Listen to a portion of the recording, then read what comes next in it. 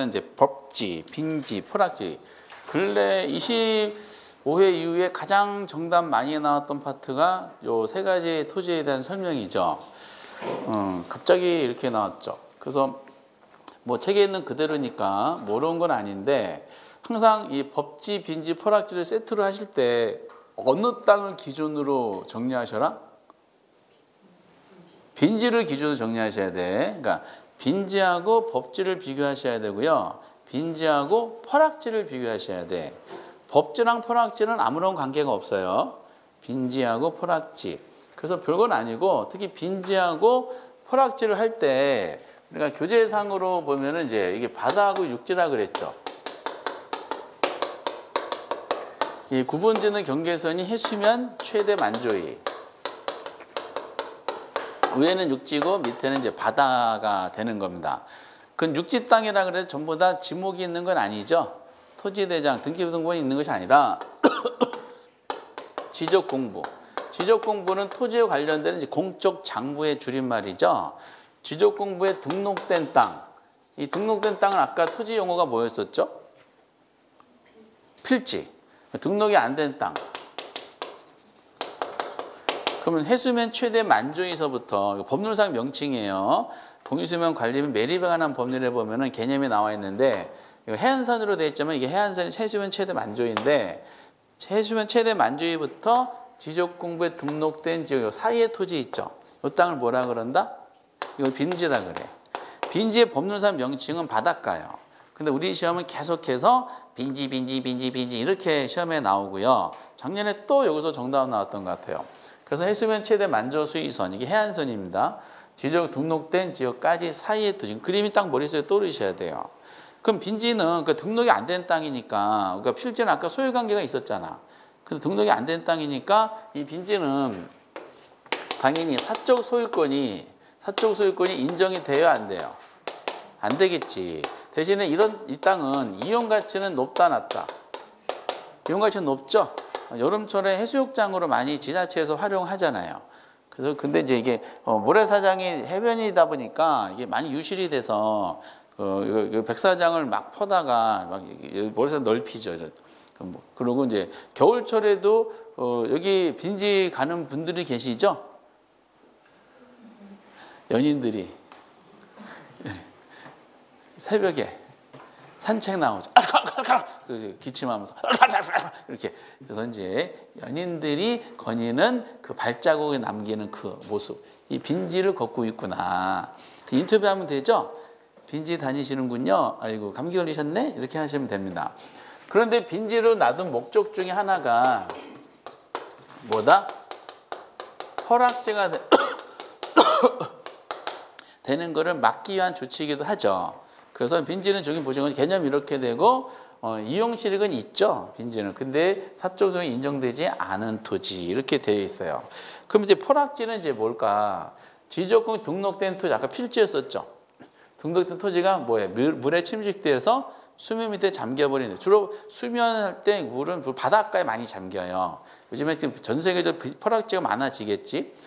잠긴 토지를 뭐라 그런다? 포락지. 그럼 이제 그 등록된 토지가 포락지가 돼버리면은 물에 잠겨버렸잖아. 소유권이 상실이 되는 겁니다. 그래서 이제 포락지 요 개념이 이제 1번이 법에 규정된 용어다라고 보시면 되실 것 같아요. 그래서 빈지가 바닷물에 잠겼어요. 그래서 그 땅도 포락지다.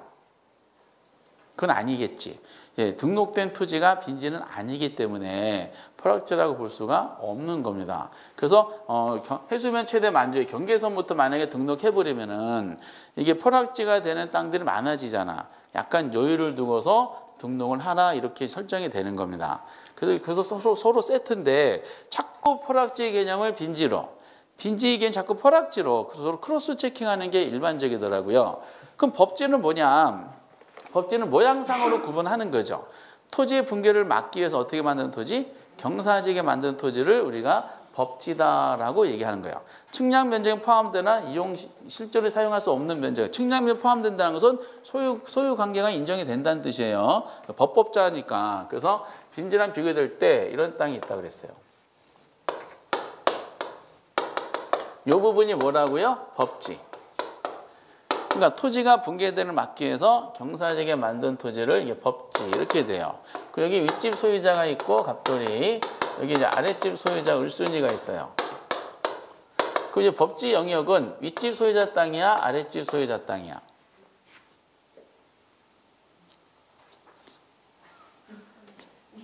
그렇죠. 그럼 토지를 이제 측량해서 토지대장에 등재해야 되잖아요. 우리나라는 이제 수평지적제도 쓰기 때문에 위에서 내려다보는 수평 투영 문제 계산을 해요. 그래서 이 사람이 이 부분이 1000제곱미터, 이게 만약 200부분이다. 그럼 측량을 통해서 이 사람 토지대장에는 소유관계가 인정이 되는 땅으로서 1200제곱미터로 돼 있어요. 근데 이 중에서 100제곱미터, 200제곱미터에 해당되는 법지는 토지 소유자가 마음대로 이용할 수가 없습니다. 그러다 보니까 뭐랑 비교해야 돼요? 법지랑 비교되겠지. 아니 빈지랑. 그 법지는 사적 소유권이 인정이 되겠죠. 근데 이용실익이 없거나 적은 토지다. 이렇게 표현이 되는 겁니다. 그래서 이제 빈지하고 법지를 비교되는 간단한 식으로 출제를 하는 걸로 분석이 되고 있어요. 그렇게 어려운 부분은 아닙니다.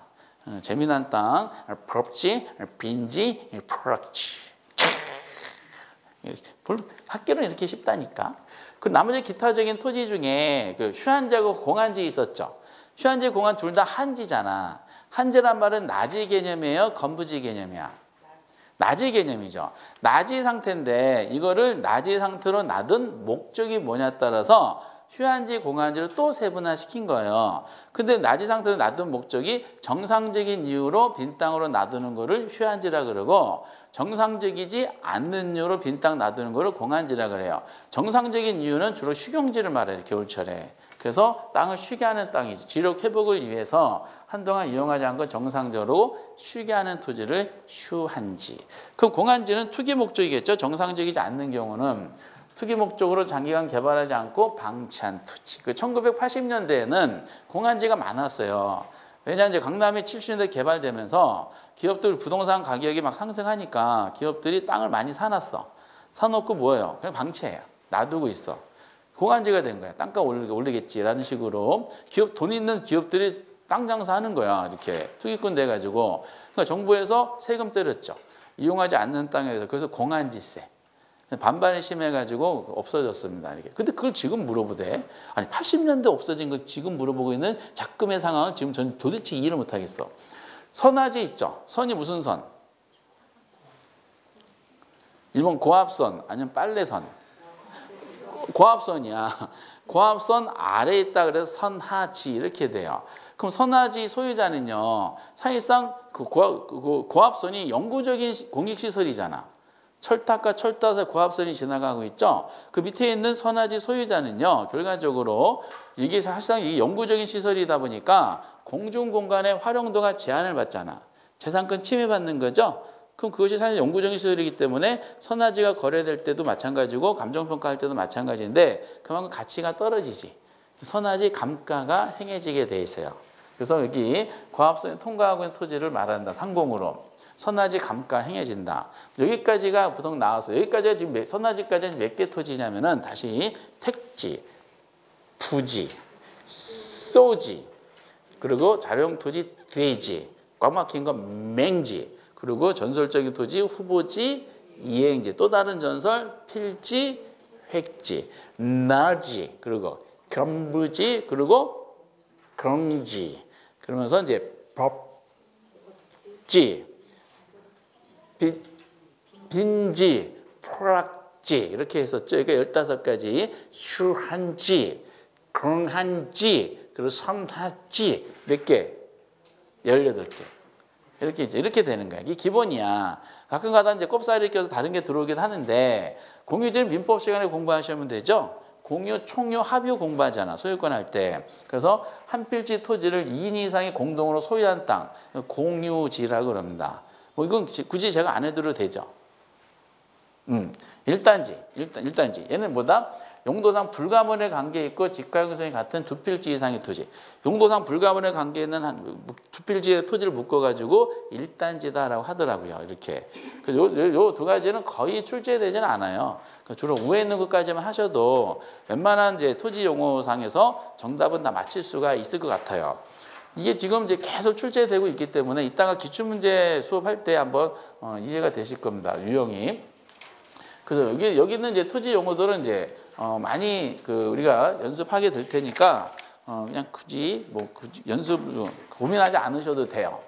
그리고 이제 마지막으로 이제 부동산학 총론 파트에 사실상 출제되는 게 이 토지의 특성이야. 토지의 특성은 그냥 나왔다 생각하시면 돼. 그냥 나왔다. 그렇죠? 34회 때 나왔다. 1, 2, 3번 중에 하나다라고 생각하시면 됩니다. 토지의 특성은 이제 교재는 설정이 안 되어 있는데 그 두 가지로 나눠져요. 자연적 특성하고 인문적 특성. 자연은 말 그대로 토지라는 지구라는 체가 처음에 조성할 때부터 가지는 선천적이고 본질적인 특성을 자연적 특성이라 그러고 저기 사람 인자 보신 것처럼 인간이 토지에 어떤 의미를 부여하면서 나타나는 2차적이면서 후천적인 특성을 인문적 특성이라 그래요. 어느 거 중심으로 출제할 것 같아요? 여러분들이면. 자연, 인문 어느 거? 1번 자연, 2번 인문. 뭐 위주로? 1번 자연, 2번 인문. 뭐 위주로? 자연적 특성이야. 자, 정답 기준 한번 볼게요. 근데 이제 12회 때부터 만약에 한다. 12회부터 지금까지 34회까지 정답 체크할 때 인문적 특성의 정답 체크한 적은 한 번도 없어요. 물론 보기를 구성하기 위해서 오지선다로 종합문제 나왔을 때 인문적 특성이 지문으로 들어간 사례는 한두 번 있겠죠. 그래서 대부분 정답 체크는 대부분이 아니라 지금 12회부터 전부 자연적 특성에서 정답 체크가 나옵니다. 부동산학이 이제 경제학으로부터 독특하게 분리된 여러 가지 이유 중에 하나가 토지가 가지는 자연적 특성 때문에 하는 경우가 있어요. 그럼 자연적 특성이 중요하겠죠. 그럼 주장해야 될 거 아니야. 사람마다 그 개수는 다 달라요. 학자마다 다 달라. 그러니까 이게 고민인 거예요. 국가고시에 낼 때 난잡하게 되면 안 되잖아요. 그래서 공통적으로 주장하는 걸 뽑아보자. 그게 4개야. 부계, 부형. 부동성 뭔지 아시죠? 토지는 자연적으로 인간이 아무리 힘을 가한다 하더라도 얘가 움직여요? 안 움직여. 위치가 고정되어 있다. 위치 고정성. 움직이지 못하다 보니까 토지 하나하나마다 자기의 고유의 위치를 가지고 있겠어 없겠어? 가지고 있겠지. 그 토지 하나마다 위치가 다 달라요. 그래서 이거를 개별성. 다 다르다 개별성. 개별성은 부동성에서 파생된 성질 중에 하나죠. 그리고 부중하고 영속도 같이 묶어서 하는 거예요. 여러분 공부하실 때 부등과 개별을 묶어서 공부하시고요. 부중과 영속 같이 묶어서 하는 게 좋아요. 부중은 뭐다? 인간이 힘을 아무리 가한다 하더라도 토지의 물리적 양은 증가할 수가 있다 없다? 증가할 수가 없어요. 그러니까 지구라는 땅덩어리가 있거든요. 45억 년 전에 이 모양이 형성됐대요.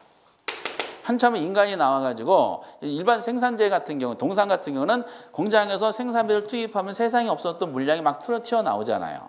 근데 인간이 아무리 토지에 생산비를 투입한다 하더라도 지구 땅덩어리 자체가 얘가 커져요? 안 커지지. 증가할 수 없다? 부증성이야. 그리고 이런 동산 같은 것은 막 이제 문지르고 그러면은 얘가 점점 줄어들어요. 분필도 막 쓰면 없어지잖아. 닳죠? 일반적으로 다르는데 토지는 아무리 토지를 빼빠로 막 문질렀어. 지금 70억 인구가 막 빼빠로 동시에 문질렀어. 지구가 점점 닳죠. 그치? 지구를 없애버리고 싶어. 그러면 맨날 이제 토지를 이제 빼빠로 문지르면 돼. 지구가 점점 쪼그라들어가 조금만 엿다만해지죠? 아니지. 얘는 줄어들지도 않아. 이게 영속성이야. 늘어나지도 않고 줄어들지도 않아. 여기서 나중에 포인트를 말씀드리겠지만은 늘어나지도 않네. 부정성 논리는 주로 경제론 쪽에서 많이 다루고 있고요. 줄어들지도 않네. 요것은 나중에 이제 투자론에서 많이 다루고 있습니다. 그래서 부계, 부영인데 부동하고 개별 항상 세트로 정리해 주셔야 돼요. 그리고 부증과 영속도 같이 세트로 정리하시면 되는데 이 중에 가장 근본적인 특성은 뭐냐면 결국 부동성이야.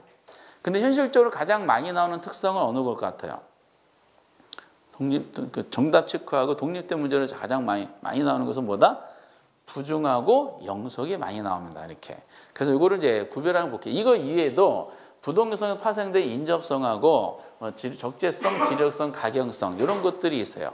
제가 개인적인 에피소드가 있는데 학교에서 교수님마다 특성을 주장하는 게 다 다르더라고요. 근데 아주 독특하신 분이 계세요. 어떤 분은 여기는 이제 여기 지력성이 그런가? 요걸 주장하신 분이 토지는 이제 기가 있다고 하시더라고. 그래서 파동을 설명하셔. 그분 책 보면 도대체 눈이 뒤집어져. 이렇게 책 보면 이렇게 해놓고 토지가 집에 있으면 파동이 막 생긴대. 파동이 생겨서 이 기가 있는 토지에 있는 사람들은 건강도 좋고 집안도 풍요해지고 막 이런 얘기를 하더라고요. 뭔 얘기하나. 예. 어쨌든 이제 그분은 다른 거 필요 없고 그 기만 있는 지력성만 주장하는 분들 계시긴 합니다. 사람마다 다 달라. 다 무시할 수밖에 없어. 인문적 특성에서는 그나마 나오는 게 용도의 다양성이야. 토지는 다양한 용도로 이용할 수 있죠. 누가 이용해? 사람이 이용하는 거야. 그 토지는 합칠 수도 병합, 분할할 수도 있죠. 합치는 것은 왜? 합치는 게 이윤이 극대화되니까. 분할, 나누는 것도 이윤이 극대화되니까. 이게 나중에 목적의식 가지고 있습니다. 먼저 여러분 정리하실 때 자연적 특성을 중심으로 이 부계, 부형 있죠? 이것만 공부하세요. 많이 넓힐 필요 없어. 그러고 나서 인문적 특성에는 그나마 용도의 다양성 정도 하셔가지고 공부량을 확 줄였으면 좋겠고요. 그 세트로 하시기 좋다 그랬어요. 부동하고 개별이 어떤 관계에 있는지 교재도 그래서 같이 묶어놨어 이렇게. 우선은 용어적으로 이제 하나씩 짚어보면은 여기다 다시 판서해보면은 부동성을 논할 때 가장 근본적으로 논하는 게요. 부동산이라는 단어는 어느 특성에서 나왔다고요? 부동성에 나온 게 부동산이에요. 그 움직이지 않는 성질을 가진 재와 부동산, 토지를 보고서 아마 옛날에 학자들이 그 부동성을 그 느낌으로 가장 생각해서 움직이지 않는다는 느낌을 알아서 부동산이라는 단어를 만든 것 같아. 그러다 보니까 부동성의 가장 근본이 이 부동산하고 이 동산을 구분하게 되는 근거가 뭐냐? 그 부동성 아니냐라고 이제 설정이 된 거죠. 이게 1번에 나온 내용이에요. 동상을 구분 대표적인 근거다. 근데 이렇게만 하면 그냥 글자 풀이니까 구체적으로 언급하고 싶은 거죠. 그래서 등장한 것이 공시 방법이 나온 거지. 공시가 대외적 소유관계를 알리는 방법이에요. 그 움직이는 거하고 움직이지 못하는 것은 대외적 소유자가 누구라는 걸 알리는 방법이 다르겠죠. 동사는 뭘로 공시해요? 점유로 공시해야지. 저 물건 누구 거예요? 그 가진 자가 소유자야. 그 부동산 갖고 다닐 수 없기 때문에 결과적으로 저 토지의 점유자가 우리가 할 수는 없고 뭐죠? 등기상의 명의인을 소유자로 추정하게 되는 거지. 그래서 요거를 옳게 나온 적도 있는데 틀리게 나온 사례도 있어요. 어떻게 되냐? 동사는 점유로 공시하고 부동산은 등기로 공시하는 것은 부중성과 관련이 깊다 이랬어요. 틀렸지? 지금 우리가 어디서 나왔어요?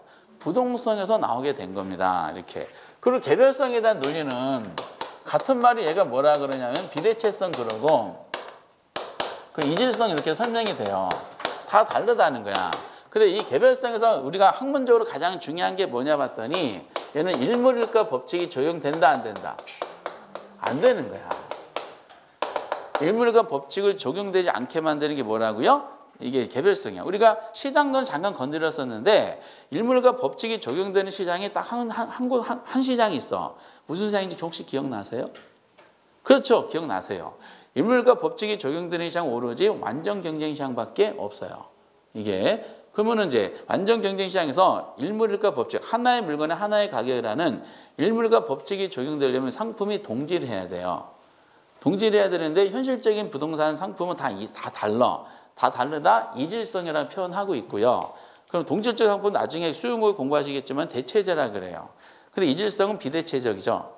그러다 보니까 결과적으로 이질성 여기 설명하기 좀 어감이 안 좋아가지고 개별성이라고 표현한 것이고 그래서 학문적인 면에서 일물과 법칙이 적용이 안 된다는 게 개별성이 가장 대표적인 내용입니다. 그 나머지들은요 비교를 하셔야 돼. 이거 가지고 한번 비교를 한번 보세요. 부동산 활동과 현상이 있죠. 현상 활동을 국지와 지역화 하면 무조건 뭐다? 부동성. 그럼 국지란 말은 무슨 뜻이야? 어떤 활동 현상이 지역적으로 국한돼 형성이 된다는 뜻이죠. 현상도 마찬가지잖아. 남양주의 땅값이 막 올라가고 있어. 연간 땅값 상승률이 2000%야. 저 부산의 땅값도 동시에 같이 2000% 올라가요? 아니에요. 토지는 움직이지 못하다 보니까 어떤 활동하는 데 있어서 현상에 나타나는 거 있어서 전부 다 지역에 국한돼서 나타납니다. 이 말은 결과적으로 활동과 현상은 지역마다 상이하다는 거야, 유사하다는 거야. 지역마다 상이한 양상을 보이더라라는 거야. 그런데 그 다음 보세요. 그러면 지역마다 다르다는 거를 부동성을 설명을 한 거죠. 움직이지 못하니까. 토지가 움직일 수 있다 그러면 국지적이란 말이 나올 수가 없어요.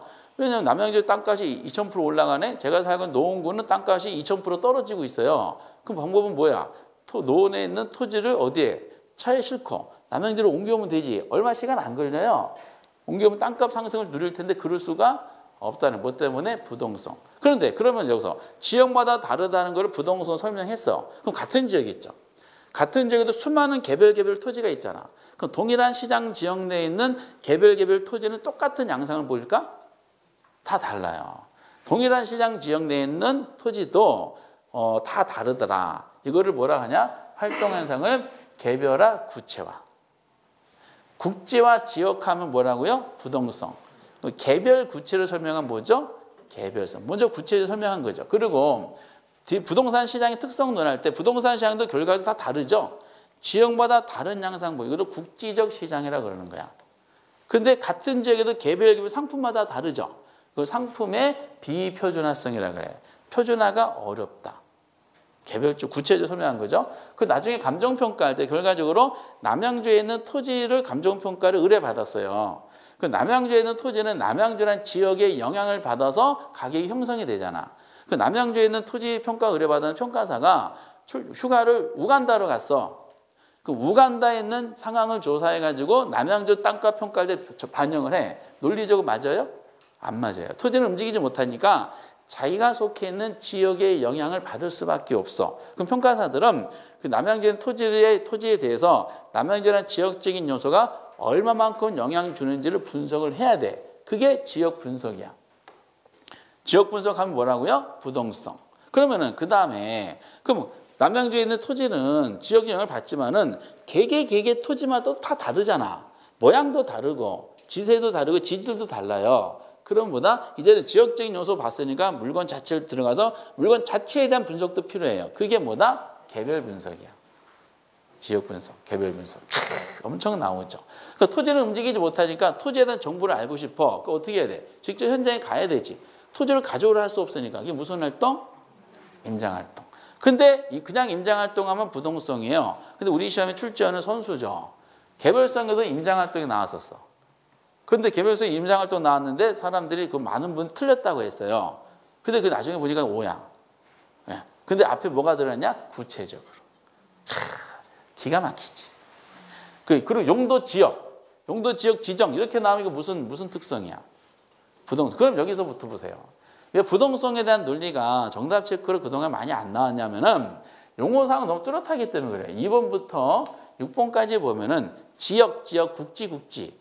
지역이라는 단어가 연결되면 무조건 뭘로 잡으면 돼? 부동성 잡으면 돼. 개별성은 더 정답 체크를 안 나왔어. 여기까지 쭉 보다 보면은 전부 다 뭐예요? 개별 구체라는 단어가 나면 뭐로? 개별성. 단어가 반복이 되잖아. 개별 구체. 뭐다? 개별성. 그러니까 다 다르기 때문에 여기도 추가적으로 상품 간의 비교가 어렵게 한다라는 추가적인 내용이 살짝 나오게 되는 겁니다. 그래서 부동성에 대한 논리가 가장 기본적인 특성이에요. 그건 세 가지로 나눠서 공부하셔야 돼요. 하나는 가장 용어상 특징이었던 동산과 부동산을 구별하는 대표적인 근거다. 요거 기본적으로 알아두시고 두 번째 2번부터 6번까지 하나 예를 들었지만은 지역이란 단어가 연결된 무조건 뭐라고요? 부동성이다. 지역 눈 닦으면 무조건 부동성 하면 돼. 짝짝짝짝 부동성. 뭐라고요? 짝짝짝짝 부동성. 그런데 또 다른 의미가 7번하고 8번이에요. 7번에 대한 단어가 무슨 단어가 있어요? 외부 효과라는 단어가 있고요. 8번에는 뭐가? 감정평가할 때 경제적 감가를 고려한다 이렇게 되어 있어요. 서로 맥락이 통해. 나중에 원가법이라는 감정평가할 때 감가 요인은 3개 공부하실 거야. 물리적 감가, 기능적 감가, 경제적 감가. 지금 잘 기억해 보세요. 물리적 감가라는 단어, 그리고 경제적 감가라는 단어. 그럼 토지는 움직이지 못하죠. 그렇기 때문에 주변 환경의 영향을 받을까요? 안 받을까요? 받겠지. 토지가 이동 가능하다면 환경적인 요소를 피할 수도 있는데 피할 수가 없죠. 지역의 환경 요소를 영향을 받을 수밖에 없어요. 그럼 환경적인 요소라는 것은 토지를 둘러싼 상황이죠. 그 외부적 상황이야? 외부적 상황이야? 외부적 상황이야. 그래서 이건 뭐다? 외부 효과야. 정책론에서 독립된 문제로 자주 나오는 거죠. 그래서 외부 효과 나오면은 그냥 눈 딱 감고 부동성 바로 연결시키면 돼요. 근데 외부적인 요소가 토지에 영향 미치는 방향이 두 가지 방향이 있죠. 토지에 긍정적 영향 줄 수도 있겠지. 토지에 부정적 영향 줄 수도 있잖아. 긍정적 영향 주는 것은 외부적인 시설에 뭐 지하철이 생긴다든지 대형 쇼핑마트가 생긴다 그래가지고 가격이 갑자기 내가 플러스 영향 받는 경우도 있겠죠. 이거는 이제 우리가 논할 필요는 없어. 근데 부정적 영향을 받는 경우, 부의 외부 효과라 그러는데 주변에 소각장 들어선다든지 공동묘지가 들어선다든지 아니면은 뭐가 들어서요? 핵실험장 들어선다든지 막 이런 것들 들어서 물론 그런 핵실험장 공동 이런 좋아하는 매니아 계층도 있을 수 있겠지만은 대다수는 싫어하겠지. 그럼 외부적인 요소로 인해서 이런 부정적인 요소가 나타나면은 이 토지의 가격은 높아져요, 낮아져요? 낮아져요. 이걸 감가라 그래요. 근데 감가는 원래는 토지는 회계학적으로 감가의 대상이 안 돼요. 소멸되지 않기 때문에. 근데 감정평가에서는 토지도 감가의 대상이 돼. 특히 이처럼 외부적인 요소에 의해서 발생되는 가치 손실이 있죠. 이걸 뭐라 그런다? 경제적 감가라 그런다. 이거 33회 때도 나왔어. 그러니까 토지는 경제적 감가를 고려해요, 안 해요? 고려해요. 여기서 딱 두 가지 보셔야 돼. 외부 효과 나오면 무조건 뭘 체크하셔라? 부동. 그런데 외부 효과, 부정적 외부적 환경 요소에서 가치가 떨어진다. 그 토지도 경제적 감가를 고려한다. 오케이? 요거 꼭 경제적 감가 잊지 마셔야 돼요. 다른 거랑 좀 비교할 겁니다. 그래놓고 이제 개별성은 뭐 일물과 법칙이 적용이 안 된다는 거하고 아까 개별구체 있죠? 이런 표현들 가지고 장난치시면 돼. 그래서 부동하고 개별은요. 용어상 때문에 정답으로 이제 체크하기 조금 좀 어렵지 않는가 생각도 듭니다. 여기까지 그냥 하실만 하지. 그러고 나서 정답 체크로 가장 많이 나오고 있는 이거죠. 부중하고 뭐다? 영속이야. 그래서 묶어놨어. 부중이란 말은 아까 보셨던 것처럼 인간이 아무리 생산비를 투입한다 하더라도 토지의 물리적 양은 나온다, 안 나온다? 안 나온다. 그래서 얘는 생산비 법칙이 적용된다고 해야 돼, 안 된다고 해야 돼? 안 된다고 해야 돼요. 지금 토지 하는 거예요, 토지. 근데 이거를 경제적으로 접근해야 되는데 우리가 아직 진도가 안 나간 파트가 있어요. 기초 강의 할 때. 여기 보니까 토지 공급이 뭐다? 완전 비탄. 단어 가지고 장난쳐요. 완전 비탄력진 공곡선 그리잖아요. 수직선 모양이 나옵니다. 이게 뭔 말인지 모르시겠지? 이제 논리 좀 볼게요. 토지 공급을 논하다 보면은 토지 공급은 가격이 상승해요. 가격 상승에 공급이 완전 비탄력적으로 반응해요. 요거를 오답 나온 사례가 있어요. 아주 옛날에 부증성에 의해서 토지 공급을 탄력화시킨다 이렇게 낸 적이 있었어. 탄력이 완전 비탄력적. 완전 비탄력 그리잖아요. 모양이 어떤 모양이냐? 수직선 모양이 돼요. 수직선 어떻게 그려요?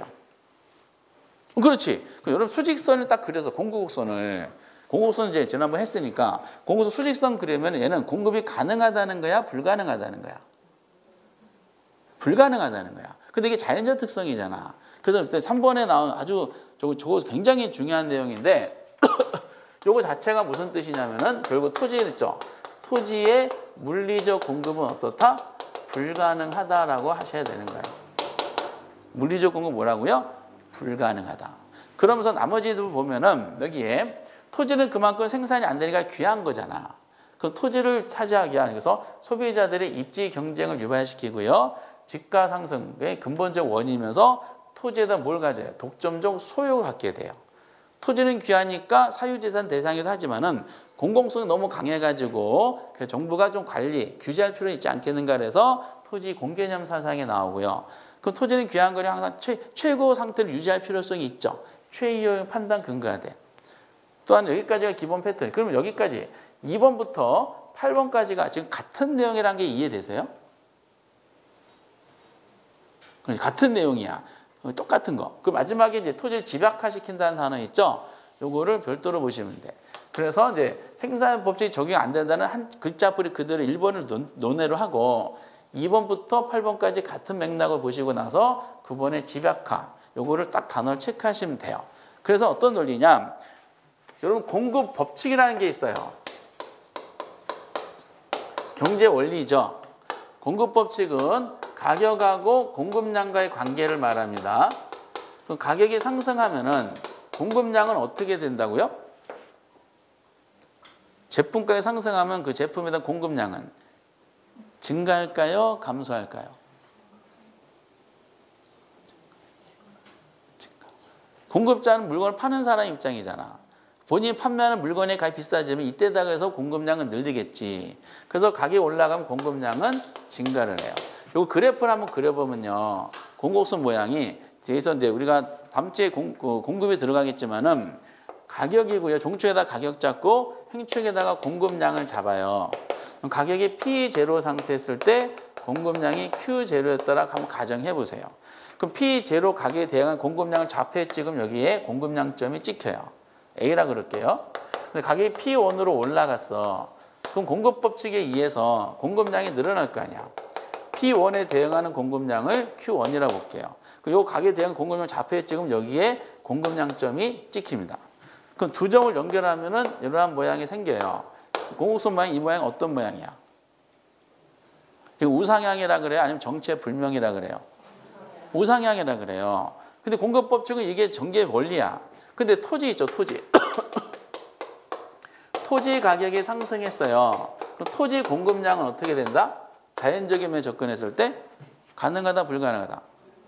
가격이 상승하면 경제법칙은 공급량이 늘어나야 되는데 얘는 공급량을 증가시킬 수가 없다는 논리가 생기게 되는 거죠. 그럼 그 토지 시장을 보다 보면은 자연적인 면에서 가격점이고 공급량점인데 가격이 P0 상태였을 때 공급량이 Q0예요. 대응하는 점이 A점이야. 근데 가격이 토지 가격이 올라갔어. 그럼 토지 공급량을 늘려야 되는데 지구 땅덩을 늘릴 수 있어요? 못 늘려요. 그러니까 P1 상태도 공급량은 Q0가 돼서 여기도 B가 되죠. 그 두 점을 연결하면은 공급선 모양이 어떤 모양이 나와요? 수직선이. 수직선이란 말은 가격은 변했어, 안 변했어요? 가격은 변했지. 이만큼 가격이 변했잖아. 공급량이 변했어, 안 변했어? 안 변했어. 가격이란 자극이 아무리 찔러댄다 하더라도 공급량에는 전혀 반응이 없어요. 이거를 뭐라 그러냐? 완전 비탄력적이다라고 얘기가 되는 겁니다. 그러다 보니까 공급선 모양이 어떤 모양? 수직선. 두 점을. 수직선이다 보니까 이 토지의 물리적 양 자체는 늘릴 수가 없다는 거죠. 가격이 아무리 변한다 하더라도. 그래서 물리적 공급은 가능하다, 불가능하다? 즉 물리적 공급 불가능 잘 기억해 보세요. 이 단어. 물리적 공급 불가능 잘 기억해 주셔야 돼. 그런데 이제 우리가 경제 법칙에 의하면은 가격은 수요와 공급에 올려서 결정되거든요. 수요와 공급 서로 교차된 요 지점이 해당 물건의 균형가가 돼요. 근데 어떤 원인에 의해서 이 물건에 대한 수요가 늘어났어. 수요가 늘어나면 이 물건의 가격은 올라가겠지. 가격이 올라간 거를 공급자 체크하겠죠. 이때다 공급량을 또 늘려버려. 그래서 완전 시장을 가정하는 공급 법칙에 대한 내용은 한쪽이 변하면 상대방도 그 한쪽이 변한 걸로 인한 가격 변동에 즉각적으로 반응한다 가정했어요. 그래서 수요가 가격이 올라가자마자 공급도 바로 늘려가지고 그 결과적으로 가격이 항상 똑같아지는 발생이에요. 근데 토지 시장은 토지에 대한 수요와 토지에 대한 공급선이 만나는 요 교차점이죠. 이 가격이야. 토지에 대한 수요가 늘어났어. 그럼 가격이 올라가겠지. 다시 가격을 원상 떨어뜨려야 돼. 그럼 뭐가 늘어나야 돼? 공급을 늘려야 될 거 아니에요. 그래도 공급을 늘릴 수 있다 없다? 늘릴 수가 없는 거지. 때문에 토지 시장에서는 자연적으로 접근할 때는 토지 수요 증가에 따른 가격 상승 현상만 나타나는 거야. 그래서 결국 공급을 늘려야지 잘 떨어뜨리는데 공급을 늘리지 못하다 보니까 결국 땅값이 높아지는 근본적인 원인이 뭐냐? 공급이 무력하게 만드는 부중성 때문이 아니냐. 그래서 집가상 근본적 원인이라 그러고 그러면 토지 수요의 증가에 따른 가격 상승이 있죠. 이만큼의 초과가 발생했잖아. 이거 누가 가져가? 토지 소유자가 가져가요? 아니면은 정체불명인 인간이 가져가? 토지 소유자가 가져가요. 이거 땅 주인만 혜택 보는 거예요. 그렇죠? 특히 외곽의 도심지로 올수록 인구가 늘어나니까 토지에 대한 수요 증가가 더 폭발적으로 늘어나잖아요. 땅값 상승 더 많이 일어나겠죠? 그럼 땅 주인들만 갖는 거야. 그러니까 땅 주인이야. 소유권자잖아. 야, 그러면 토지 소유자만이 집가 상승에 따른 혜택을 보는구나. 그 토지를 갖고자 하는 욕망이 생기겠어, 안 생기겠어? 근데 그 땅은 나만 갖는 거지. 새로운 상품 못 만드니까. 그래서 단어가 그래서 나온 유명한 단어 토지에 대한 독점적 소유이란 말이 생기는 거야. 그 독점적 소유가 가지려면은 경쟁에서 이 땅을 내가 차지해야 되잖아. 그러니까 소비자 경쟁을 유발시킨다 해야 돼? 공급자 경쟁을 유발시킨다 해야 돼? 응? 소비자 경쟁을 유발시킨다. 공급은 토지가 경쟁할 수가 없잖아요. 그래서 소비자들의 입지 경쟁을 발생하는 거지. 다 소유권을 취득하게 한 내용이 되는 거예요. 그만큼 땅은 귀한 존재잖아요. 그러니까 아까 말씀드렸던 것처럼 토지는 사유재산의 대상이 되기도 하지만은 이처럼 생산이 안 되는 귀한 물건이다 보니까 공공성이 매우 강해요. 그래서 정부가 토지에 대해서 좀 관리할 필요성이 있지 않겠는가. 그래서 나온 사고방식이 토지공개념 사상이고, 토지공개념 사상의 역사적인 내용을 반영해서 우리나라 토지에 대한 기본법이 있죠. 토지기본법이 뭐냐? 국토계획법이 되는 겁니다. 국토계획법에서 가장 중요한 우리나라 토지법이 돼요, 이게. 그러다 보니까 귀한 거는 항상 최고 상태를 유지할 필요성이 있겠죠. 그래서 나온 단어가 최유효 이용. 이렇게 연결이 됩니다.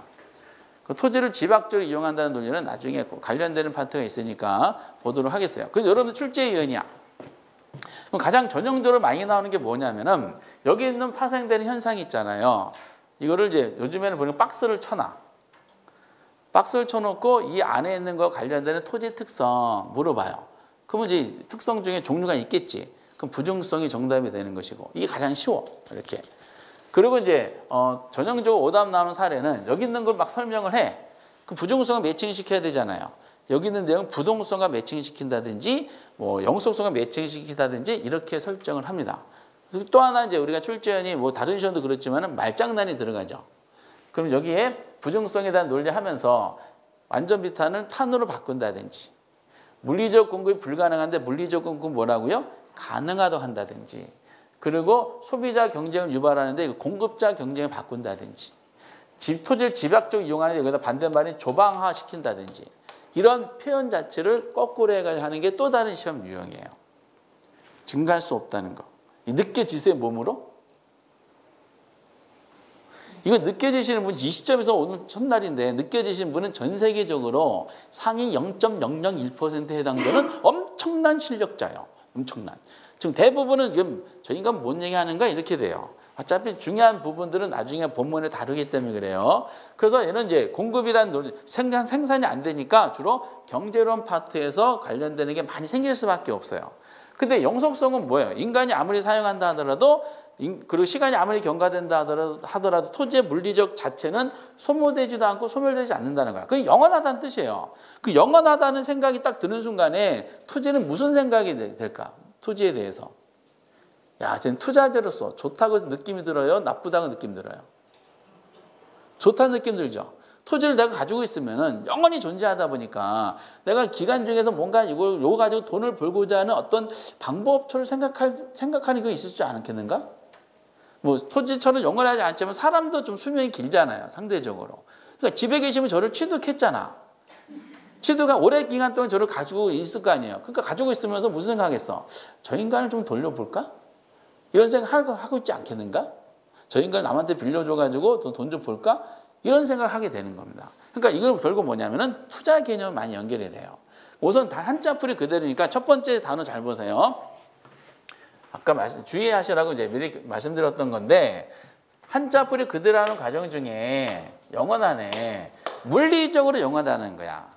물리적으로 영원하다 보니까 물리적으로 훼손되는 것만큼 가치가 떨어진다는 논리 있죠? 얘는 물리적 감가가 적용이 돼요, 안 돼요? 안 돼요. 보통 감가하면은 보통 물리적 감가를 말해요. 이게 물리적 감가 적용 안 돼. 근데 아까 전에 올해 나온 겁니다. 33회 때 나온 거예요. 토지는 경제적 감가를 고려했어요, 안 했어요?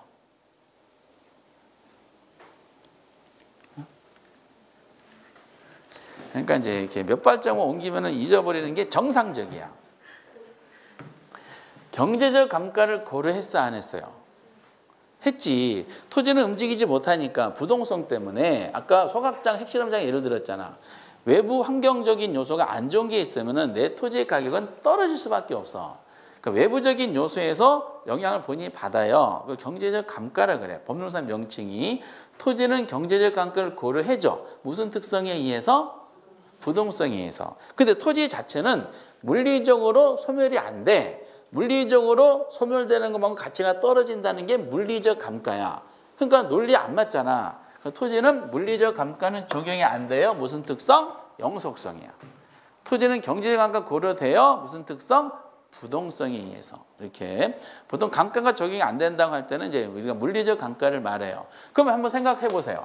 영원히 존재하는 물건이야.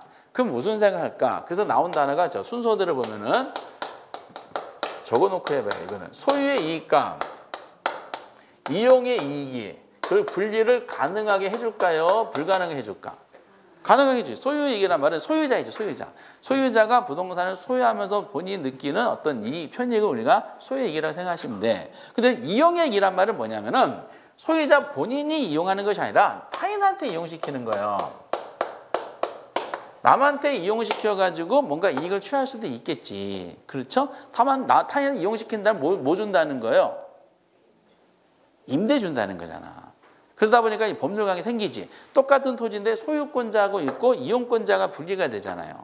그러니까 임대인하고 임차자라는 개념 생기면서 얘네들 관리를 설명한 또 다른 법률관계, 또 법이 또 생기고 막 그렇게 됩니다.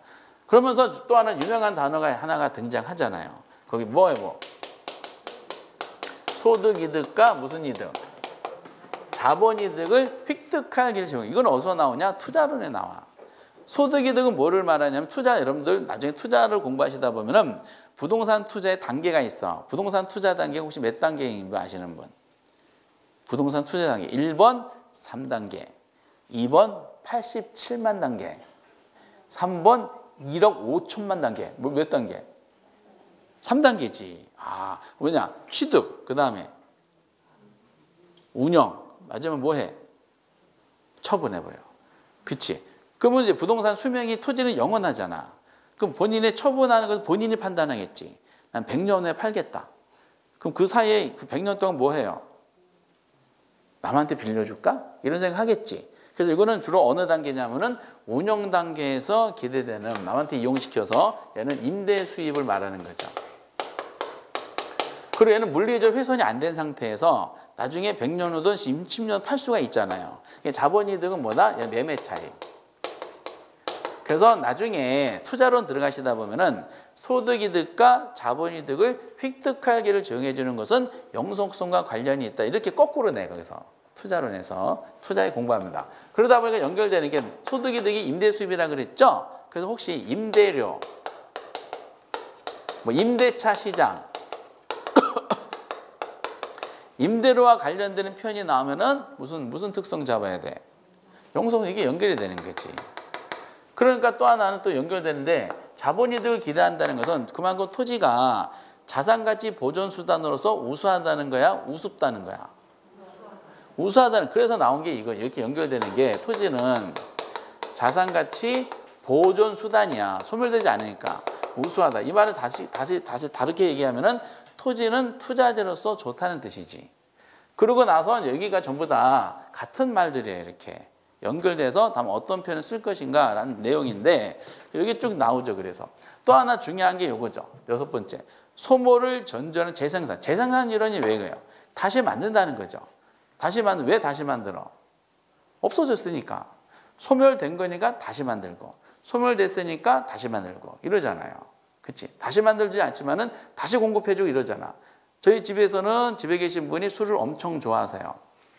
소맥의 황제였어요. 다 섞어서 하는데 어디서 봤는지 그 옆에서 보면요, 그 예술가 같아. 예술가 이렇게 저보고 와봐 앉아 술 마셔. 술 전혀 못 마시니까 저는 고문할 때 술을 먹입니다. 이렇게. 제발 좀 술 좀 안 마셨으면 안 줬으면 좋겠어. 아유, 뭐가 맛있어? 이런 식으로. 그치? 그러면 마시면 없어지잖아. 그럼 제가 어떻게 해? 다시 또 공급해주고. 마시면 또 없어졌을까? 병이 없어지니까 다시 공급해주고. 이게 저희 집안의 모습이죠. 근데 술은 이용할수록 없어지잖아요. 근데 그게 재생산이야. 근데 토지는 인간이 아무리 사용하고 시간이 아무리 경과돼도 안 없어지잖아. 지구 땅덩이 자체는. 그러니까 없어진 걸 다시 만든다는 재생산율은 적용되겠어? 안 되겠어? 안 되는 거야. 만약에 이거 배제된다 나오죠. 그냥 재생산 이론 하잖아요. 이건 부중성하고도 관련성이 있어요. 그렇기 때문에 영속성하고 매칭을 시키려면 꼭 소모 전제란 말이 붙어야 돼. 그리고 또 단어 가지고 또 문제 내는 것도 있어요. 영속이란 말은 기본적으로 시간이 길다는 거야, 짧다는 거야. 그럼 장기란 말이 어울려요? 단기란 말이 어울려? 그럼 장기 나오면 뒤에 무슨 말이 나오든 전부 다 뭐예요? 영속 이렇게 하시면 돼요. 밑에 두 가지는 안 보셔도 돼요. 이렇게.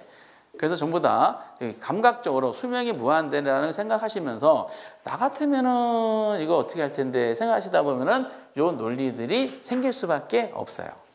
이런 것은 이제 처음에는 이런 거구나 간만 익히시고 문제를 많이 풀어보셔야 돼. 그래놓고 이제 우리가 자연적 특성 이 정도 보시면 되고 인문적 특성 간략하게 하시면 돼요. 인문적 그나마 뭘 잡아라? 용도의 다양성. 용도의 다양성에서 최이용 이용이란 말이 나옵니다. 그럼 최이용 하면은 아까 자연적 특성에서 뭐가 등장했었어요? 부증성이지. 자연적 특성에서는 부증성으로 연결시켜야 돼. 왜? 생산이 안 되니까 귀한 거니까 항상 최고 상태 유지할 필요성이 있죠. 최이용 이용이란 말은 뭐냐? 최고의 수익, 최고의 가치를 가져다 줄 수 있는 부동산 이용이라 그래요. 그렇죠? 그러니까 귀한 거니까 부증성을 논리로 잡으셔야 되고 동시에 용도의 다양성도 하셔야 돼. 최이용 이용을 판단하려면은 인간이 끊임없는 용도 변경을 허락을 해줘야 되겠죠. 과거에는 1차 산업시대에는 농지로 토지를 이용하는 최유 상태였었어. 산업시대가 되면서 이게 뭐다? 공장 용도를 이용하는 최유 상태였었어. 똑같은 토지를. 그래서 근데 이제 21세기, 20세기 되면서 상업 용도로 3차 산업 이용하는 게 더 최유 상태 될 수가 있어요. 시기에 맞춰 용도 변경을 해줘야지 그 토지를 최고 상태로 계속 이용할 수가 있다는 논리죠. 이게 용도의 다양성이고. 그리고 또 하나 중요한 거 요거죠. 경제적 공급 또 용도적 공급. 토지는 여쭤볼게요. 토지는 물리적 공급이 가능했어요? 불가능했어요? 물리적 공급이 불가능했어요. 무슨 특성에 의해서? 아직 안 지었어. 물리적 불가능, 수직선 세워버린 거 있었죠? 부증성이야. 근데 토지는 이렇게 돼. 근데 토지는 경제적 공급 또는 같은 말로 용도적 공급이라 그래요. 얘는 가능하다, 불가능하다? 얘는 가능해. 공급이 가능하다는 공급 법칙이 작동하니까 우상 형태를 가지게 돼요. 그럼 경제적 공급 가능하다? 이게 무슨 특성일까? 용도의 다양성이야. 그래서 물리적 공급은 절대로 불가능해요. 부증성에 의해서. 근데 용도적이면서 토지도 공급은 가능해요. 용도의 다양성에 의해서. 그냥 용도잖아. 그러면서 우리가 토지가 이렇게 돼 있죠. 여기가 이제 답이고요. 이게 주거용으로 이용하던 한정된 토지야. 용도가 변경이 됐어요. 답에서 주거로 용도 변경, 주거용 땅은 그만큼 늘어났지. 답으로 땅은 그만큼 줄어들었잖아. 전체 물리적 양은 안 변했지. 그러니까 주어진 한정된 토지 안에서 용도적인 면에서 변화가 일어날 수 있다는 뜻입니다. 이렇게. 그럼 다시 토지는 물리적 감가를 고려해요, 안 해요? 물리적 감가.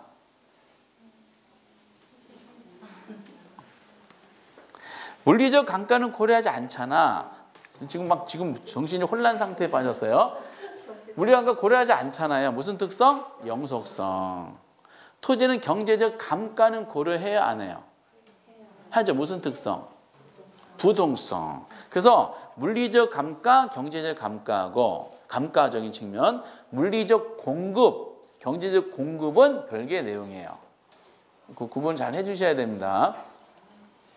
어쨌든 그래. 지금은 뭐 요거 하고 그리고 병합 분할의 가능성이 있었죠. 토지를 합병하고 분할하는 이유가 합병 분할했더니 이게 최유 상태이기 때문에 그렇죠. 돈 많이 버는 거니까. 그럼 최유 상태 판단하는 그건 용도의 다양성이잖아. 합병 분할이 최고 상 유지하게 논리니까 얘는 용도의 다양성 뭐 하는 거다? 지원하는 기능이 있다. 요것만 보시면 되는 거야. 나머지 보지 마세요. 이렇게. 토지 특성 시간이 좀 걸리는데 기출문제가 워낙 똑같은 게 많아가지고 아마 해결이 될 거예요. 요즘은 조금 더 까다롭고 있습니다. 그럼 약간의 이제 기출문제 내용을 잠깐 확인해 볼게요. 기출문제 이따가 뭐 연습해 보겠지만은 여러분 이런 부분이 나오는 거예요. 대표적으로 1번 보세요. 토지 영속성은 부동산 국지. 여기 무슨 단어가 먼저 꽂혀야 돼? 국지. 국지에는 지역. 지역 나면 무조건 무슨 특성? 부동성 하셔야 되지. 움직이지 못하니까 짝짝짝짝 부동부동부동 짝짝짝짝 부동부동부동 개별 구체 개별 이렇게. 그게 틀렸지 보자마자. 여러 번 19회만 예를 들어 여러 번 나왔던 지문입니다. 그리고 2번에 임장활동 지역 분석. 그냥 임장활동했고 짝짝짝짝 나왔죠. 무슨 특성? 부동성. 연결됐나요? 이거 뭐야? 연결됐지? 그래서 이제 이거는 맞지? 그렇죠? 이렇게 안 지워져? 왜? 이렇게. 그리고 이제 3번. 토지 시장은 불안정 경쟁 시장 만드는 요인이다. 맞아요. 이거는 경제론 파트는 되는데 아까 개별성의 가장 이제 근본적인 내용이 일물과 법칙이 적용이 안 된다 그랬잖아. 일물과 법칙이 적용되는 시장 무조건 무슨 시장이다? 완전 경쟁 시장이야. 그럼 상품이 동질을 해야 되는데 얘는 개별성 일일성이라잖아요. 일물과 법칙이 적용이 안 되는 거니까 무슨 시장이 돼요? 불안전 시장이 되는 거야. 그러니까 불안전 시장을 만드는 요인도 개별성이 맞는 겁니다. 이거는 시장론과 같이 이제 연결시키면 조금 더 이해도가 높고요. 이건 맞는 설명이었어. 4번 주변, 환경, 외부 효과 뭐? 부동, 주변, 나오면 외부적인 충격에 대한 논리니까 부동 나와야 돼. 부동 있나요? 아니지, 뭐로 돼 있어요? 영속이 돼 있잖아요, 영속. 이렇게. 그리고 이제 4번 일물과 법칙 나왔죠. 배제된, 안 된대. 적용 안 된대. 일물과 법칙 배제된다, 뭐? 개별. 그리고 이제 상품과 완전한 대체 관계가 제약된다. 이것도 이제 그래서 비대체성이라는 거지. 가장 유명한 지문이 이거죠. 영속, 거의 사실상 유일하게 나오는 개별성 지문이야. 영속이 아니라 뭐라고요? 개별. 5번에 동산과 부동산 구분. 그럼 가장 근본적이죠. 무슨 특성? 그렇죠. 움직이는 거랑 움직이지 못하는 구별하는 것이 부동성 원리잖아. 부동성이 나와야 돼. 근데 뭐로 돼 있어? 부정이 돼 있잖아.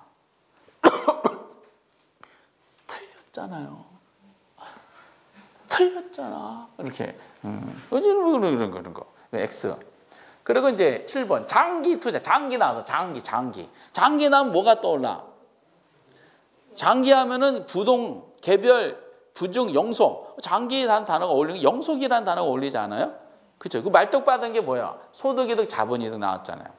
소득, 자본이득 하면 물론 무슨 뜻은 영속성. 영속성 나왔나요? 틀렸잖아. 부동이 아니라 뭐라고요? 영속. 이렇게 학교로는 친절하고 이뻐. 와, 안 이쁜가 봐. 그리고 이제 이거 단어 여러분 집약화 나왔죠. 집약화 나중에 표현 이거 해석을 할 필요가 있어. 해석하는 파트가 있어서 무슨 특성? 부중에 또 자주 나오는 표현이죠. 그리고 이제 9번 감가상각 필요성이 근거화된다. 영속성이 그렇다 그랬어요? 감가상이 적용이 안 되게 만드는 거라 그랬잖아. 그러니까 여기서 그냥 감가상각하면은 물리적 감가를 생각하시면 돼. 그 토지는 물리적 감가 적용이 된다 안 된다? 안 된다. 근데 필요성이 근거라고 표현했잖아요. 안 되는 게 틀린 지문이 반대로 해야 돼. 필요하지 않는 근거다 이렇게 하는 거야. 이건 이제 근래에 나왔던 것이고 토지 공급을 비탄력화. 감작이야.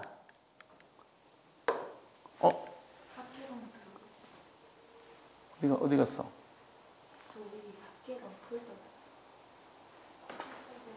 요거요? 참네. 이거 익숙하지? 컴퓨터로 해야 되겠구나. 죄송합니다. 마우스가 안 보여. 네. 이거 밑에 바로 되네. 건드리지 않을게요. 죄송해요. 비탄력화 시켜서 균형과 비탄력화 아까 뭐다? 부중. 뭐를 공급을. 이거 좀 오래된 지문인데 수급이 불균형해서 균형가 형성. 똑같은 지문이잖아요. 그래서 공급 비탄력화라는 것은 공급이 무력하다는 뜻이죠. 그래서 균형가 형성이 어렵다. 부중. 이거 옳은 지문이었어. 수급이 또 불균형해서 균형가 형성이 어렵다. 공급이 무력하다는 거죠. 무슨 특성? 부중성. 이거 옳게 된 거 이거 틀리게 냈잖아요. 그래서 시험 문제는 항상 옳게 나온 것은 기본적으로 알아두시고 틀리게 나온 지문을 찾아서 이걸 비교하다 보면은 이제 뚜렷하게 각인이 돼요. 11번은 틀린 거죠. 32에 인접성의 부증성. 그렇게. 그리고 나왔죠. 장기는 뭐라고요? 영속 맞네. 그러다 보니까 수명이 기니까 같이 보존을 우수하게 해요? 아니면 우습게 해요? 우수하게 한다. 영속하니까. 이런 단어들. 그치. 얼마나 이뻐요. 그리고 이제 그 소모 전제 재생산 이론 이렇게 적용 안 된대. 없어져 다시 만든다. 이거 적용 안 되게 만드는데 무슨 특성이었어? 영속성이지. 토지 자체는 없어지지 않잖아. 이렇게. 그래놓고 이거는 이제 X였었죠. 부동이 아니라 뭐라고요? 영속성.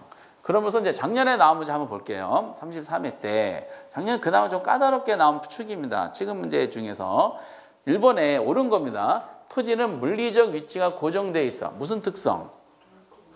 부동성. 그렇죠? 그 시장 국지. 짝짝짝짝짝 나왔잖아. 짝짝짝 나오면 뭐라고요? 부동. 이거 부동 개념이라 그랬죠? 그 1번 맞는 말이야? 맞는 말이야? 맞는 말이 되는 거야. 그럼 다른 거 볼 필요 있어? 없어요? 볼 필요가 없지. 근데 우리는 보게 돼. 그러면서 막 혼란스러워요. 잠정적인 답을 1번을 해놓고 나서 근데 나머지 안 봐야 되는 확실하니까 보는 순간에 또 정답으로 나오는 게 2개, 3개 막 늘어나 이렇게. 2번은 토지는 생산 요소와 자본의 성격을 가지고 있죠. 그럼 아까 이건 개념에 낸 거야, 개념. 특성 문제도 갑자기 개념에 나와가지고. 그럼 아까 우리가 부동산 개념, 복합 개념 부동산이라 그랬어요. 그러면 이제 복합 개념 법률적, 경제적, 기술적이었었죠. 그럼 자본 생산이 나오는 순간에 무슨 개념이야? 경제적이지. 그런데 소비재 성격도 있어 없어? 있지. 아까 경제 개념 5개 있잖아. 자산, 자본, 상품, 생산 요소, 소비재잖아. 어쨌든 토지는 사야 되는 대상이니까. 근데 이거 다 경제적인 요소인데 요거는 있다 그러고 요거는 없다 그러니까 틀린 지문이지. 경제적 개념에 대한 해석 문제입니다. 3번 개별성 연결시켰네. 여기 개별성 용도적 관점에서 공급을 늘릴 수가 없다?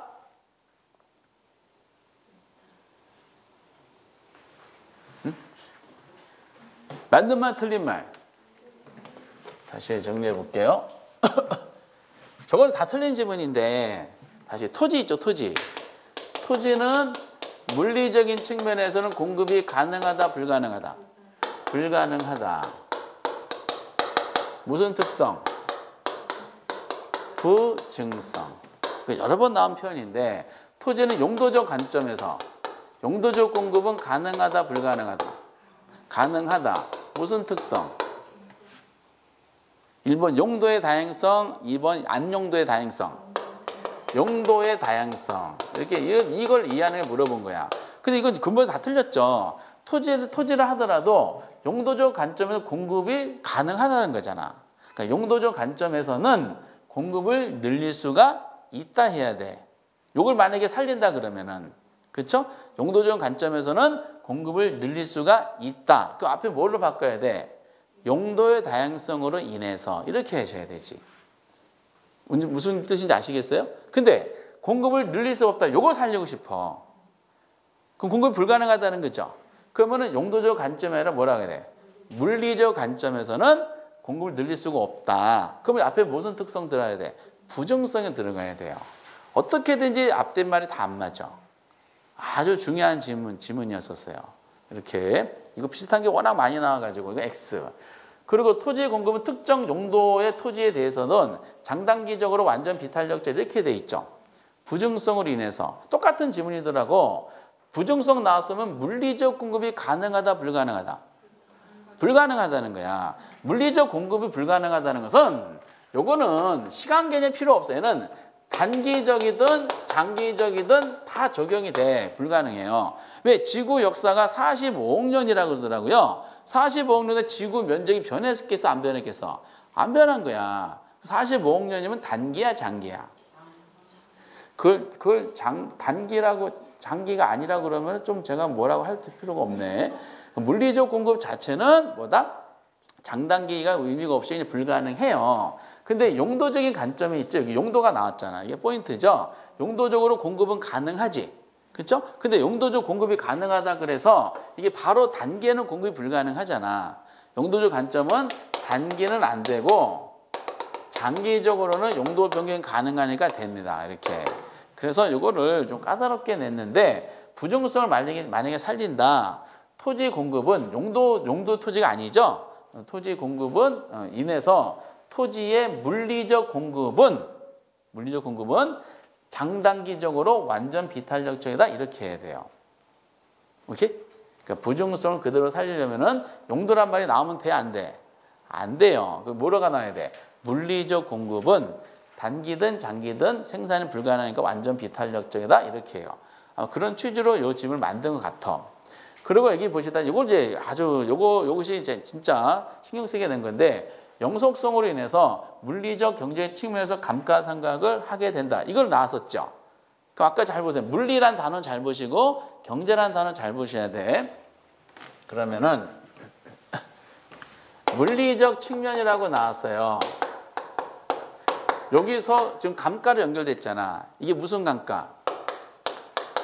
물리적 감가. 지금 토지하는 거야. 물리적 감가는 토지는 적용돼요, 안 돼요? 안 돼요. 무슨 특성에 의해서? 1번 영속성, 2번 일속성, 3번 이속성, 4번 삼속성 뭐예요? 영속성이에요. 지금 이게 쉽지가 않은 문제예요. 경제적 측면. 경제적 측면의 감가가 아까 무슨 감가였냐? 경제적 감가였었어요. 경제적 감가는 고려해준다, 안 해준다? 고려해준다. 무슨 특성에 의해서? 부동성에 의해서 이렇게 나온 거죠. 근데 앞에 무슨 특성이 전면 배치됐어요? 영속성이 전면 배치됐잖아. 그러면 여기가 감가상각을 하게 한다 돼 있죠. 그러면 영속성에 의해서는 이 뒷말이 맞지가 않아요. 그럼 감가상각을 하게 한다고 할 때는 뭐라고 해야 돼? 뭘 살려야 돼? 그러니까 물리적 감가는 안 된다, 영속성. 경제적 감가는 된다, 부동성이었잖아. 근데 감가를 하게 된다는 걸 뒤에 걸 살리잖아요. 뭐만 살려야 돼? 물리가 빠져야 되지. 경제적 측면에서 감가상각은 한다. 경제적 감가니까. 그러면 요거를 뭘로 바꿔? 영속성이 아니라 뭘로? 부동성으로 살려야겠지. 부동성에 의해서 이건 빠지고 경제적 측면에서 감가상각은 한다. 근데 만약 영속성을 살리고 싶어. 그러면은 경제적 측면 이거 빠져야 되겠지. 빠지고 물리적 측면에서 감가상각을 뭐다? 배제한다 이렇게 해야 되겠지. 하게 한다가 아니라 배제한다. 그래서 최근에 나온 지문치고는 3, 4, 5번 때문에 이게 좀 까다롭게 냈던 겁니다. 정확하게 비교해가지고 문제 낸 거야. 신경 대빵 많이 썼어. 그런데 1번이 워낙 뚜렷한 지문이었었죠. 1번만 확실하다 그러면은 밑에 거 안 읽으신 분들이 승자했었어. 읽는 순간에 막 뒤집어지는 거야. 아까 이 말이 뭐더라? 이씨 이렇게 해가지고 좀 헷갈렸던 상황이 되는 거죠. 이렇게.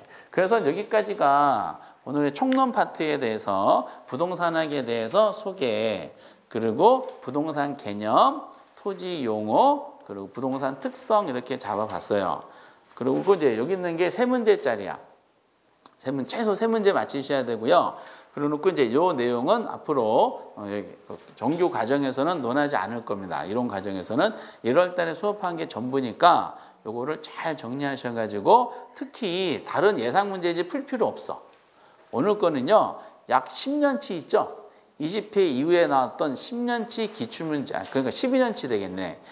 그럼 12년치 기출문제 내용만 보셔도 충분해. 이제는 더 이상 새로운 거 못 만들어. 아까처럼 마지막에 나왔던 토지 특성이 조금 더 비교해가지고 용어적으로 정확하게 알아야지 헷갈리게 만드는 것들이 조금 트렌드가 보이긴 하지만 그거 말고는 다 무난하게 이제 정답 체크를 할 수가 있을 겁니다.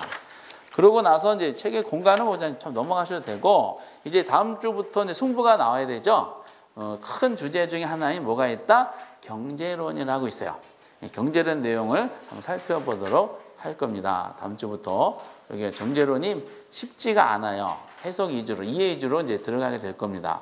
오늘은 이제 여기까지.